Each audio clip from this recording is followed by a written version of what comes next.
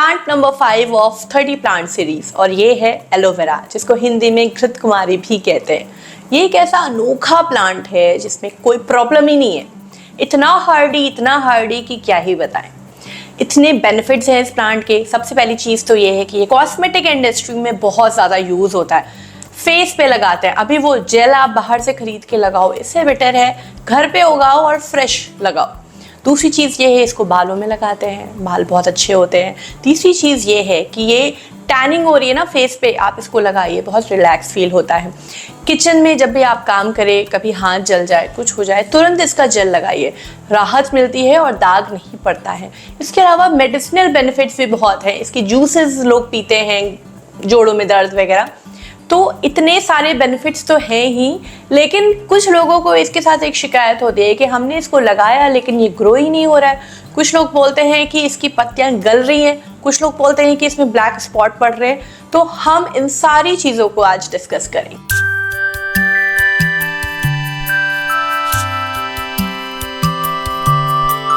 अब बात करते हैं कि एलोवेरा आपको कहाँ से मिलेगा। एलोवेरा मिलने को तो आपको कहीं सड़क के किनारे या नर्सरी में भी मिल सकता है, लेकिन मैं रिकमेंड करूंगी कि आप सिर्फ और सिर्फ वहीं से लाइए जहां पर किसी के घर में एलोवेरा हो। जिनके घर में एलोवेरा होते हैं ना, उनके घर में इसके छोटे छोटे पप्स भी बहुत होते हैं, और अगर आप उनसे मांगिए तो वो ईजिली आपको एक पप दे देंगे। नर्सरी में अगर आप खरीदेंगे तो फालतू में 40-50 रुपए का वो देंगे। बेटर है आप किसी से मांग लें।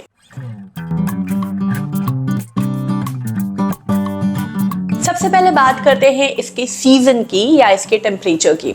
10 डिग्री से लेके 30 डिग्री सेल्सियस के बीच में ये बहुत अच्छे से ग्रो होता है। टेम्परेचर जब नीचे जाता है यानी कि ठंड में, ठंड के समय पे आप एक काम करिए, जहाँ रखा है वहीं रखिए, लेकिन पानी देना कम कर दीजिए, महीने में एक बार दीजिए बस। और जब टेम्परेचर बहुत ज़्यादा होता है, गर्मी बहुत ज़्यादा बढ़ती है, तो इसको शेड के नीचे रखिए, किसी ऐसी जगह पे रखें जहाँ भयंकर धूप ना पड़े। ये एक ऐसा अनोखा प्लांट है जिसको आप इंडोर भी रख सकते हो और आउटडोर भी रख सकते हो। इंडोर मतलब स्टडी टेबल पे रख सकते हो, आप अपने बेडरूम में रख सकते हो, कोई प्रॉब्लम नहीं है। लेकिन वहाँ पर अंधेरा नहीं होना चाहिए, नेचुरली ब्राइट लाइट होना चाहिए।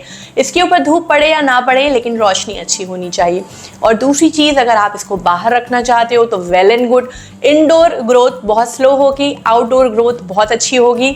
कम से कम 3 से 4 घंटे की धूप दीजिए और देखिए क्या मस्त ग्रोथ होती है। अगर मैं वाटरिंग की बात करूं तो ये एक सक्लेंट है, ज़ीरोफिटिक प्लांट है। इसको पानी ना के बराबर चाहिए, रेगिस्तान वाला प्लांट है। तो आपने क्या करना है कि इसको पानी बहुत रोक के देना है।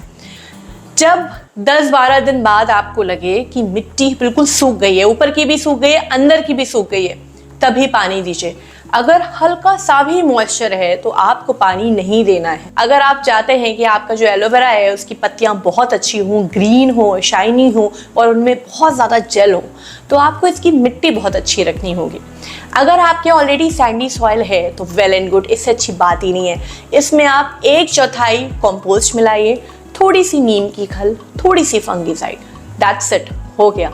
लेकिन अगर आपके यहाँ चिकनी मिट्टी है ना, जैसे लाल मिट्टी भी थोड़ी सी चिकनी दलदली होती है, ब्राउन मिट्टी भी थोड़ी सी चिकनी होती है, पत्थर जैसी होती है, तो उसमें ऐसे ना लगाएं। उसमें क्या करना है कि 1/4 आपको कंपोस्ट मिलाना है। आप कोई भी कंपोस्ट मिला सकते हो, और जितना आपने कंपोस्ट मिलाया है उतनी ही आपको सैंड यानी कि कंस्ट्रक्शन सैंड, जो रिवर सैंड होती है, वो मिलानी है। थोड़ी सी नीम की खल मिलानी है, थोड़ा सा फंगीसाइड मिलाना है, और दैट्स इट। इसमें अगर आप अपने एलोवेरा को लगाओगे तो एलोवेरा बहुत अच्छे से ग्रो करेगा। अब बात करते हैं इसके फर्टिलाइजर्स की। एलोवेरा में जनरली फ्लावरिंग नहीं होती है, 3-4 साल में एक बार आती है, या प्लांट अगर मैच्योर हो चुका है तो फ्लावरिंग होती है, और इसी फ्लावर से हम सीड्स भी कलेक्ट कर सकते हैं। तो जनरली एलोवेरा को खाद, फर्टिलाइजर की एज नीड नहीं होती है। मिट्टी में ऑलरेडी न्यूट्रिएंट है, कंपोस्ट हमने मिलाई है उसमें न्यूट्रिएंट है, और जो पानी है उसमें भी न्यूट्रिएंट्स होते हैं। लेकिन अगर आप बाकी अपने प्लांट्स को महीने में एक बार कोई ऑर्गेनिक फर्टिलाइजर दे रहे हो, जैसे आप काऊ डंग कंपोस्ट टी दे रहे हो, आप वो दे दो। वर्मी कंपोस्ट टी दे रहे हो, आप वो दे दो। कभी कभी सीवीड लिक्विड दे दीजिए, दैट्स इट। इसमें बनाना पील, अनियन पील, सरसों की खल वगैरह वगैरह देने की कोई ज़रूरत नहीं। सिंपल लाइट फर्टिलाइजर दे देंगे तो अच्छा है, नहीं देंगे तो कोई बात नहीं। अब बात करते हैं इसके पॉट की। देखिए, जो एलोवेरा होता है ना, उसकी जो जड़ें होती हैं वो मैक्सिमम इतनी होती हैं, जो मोटी सी नाड़ी जैसी होती है वो इतनी होती है। इसको बहुत ज़्यादा गहराई की ज़रूरत नहीं है। तो आप इसको किसी ऐसे पॉट में लगाइएगा जिसमें चौड़ाई तो हो लेकिन गहराई बहुत कम हो, जैसे टब में लगाइए। और अगर आप बिगिनर हैं, आपको बहुत ज़्यादा आइडिया नहीं है, तो आप इसको मिट्टी के छोटे से गमले में लगाएं। जब आपके यहाँ ये बहुत सारे होने लगे उसके बाद आप किसी में भी लगा सकते हो। आप सेरामिक में लगा सकते हो, आप प्लास्टिक में लगा सकते हो, आप सीमेंट में लगा सकते हो। अब बात करते हैं एलोवेरा में प्रॉब्लम्स की। एक बहुत बड़ी प्रॉब्लम ये आती है कि इसकी जो लीव्स हैं वो येलो होके गल रही हैं। ये सिर्फ और सिर्फ तब होता है जब आप इसमें बार बार पानी दे रहे हो। बिलीव मी, इसको अगर आप 2 महीने भी पानी नहीं दोगे ना तो भी चलेगा।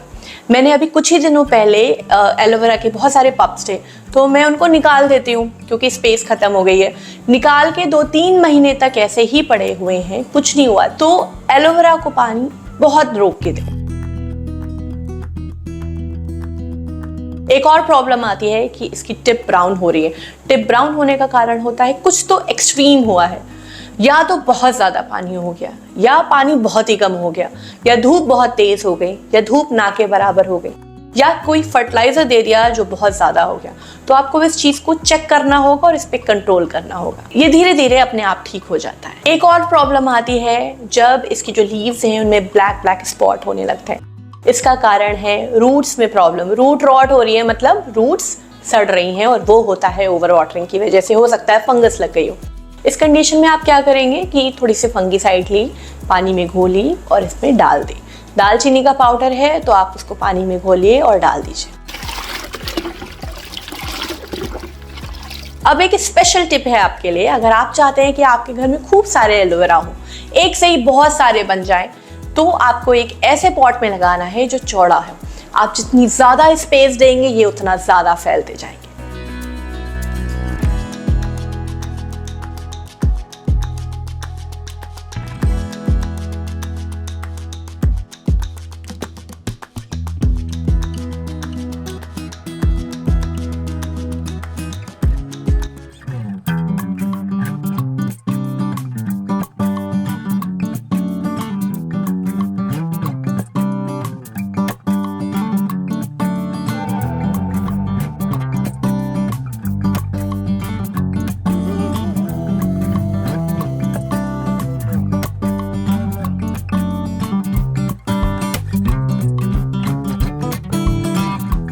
आज के वीडियो में मैंने आपको बताया है एलोवेरा के बारे में।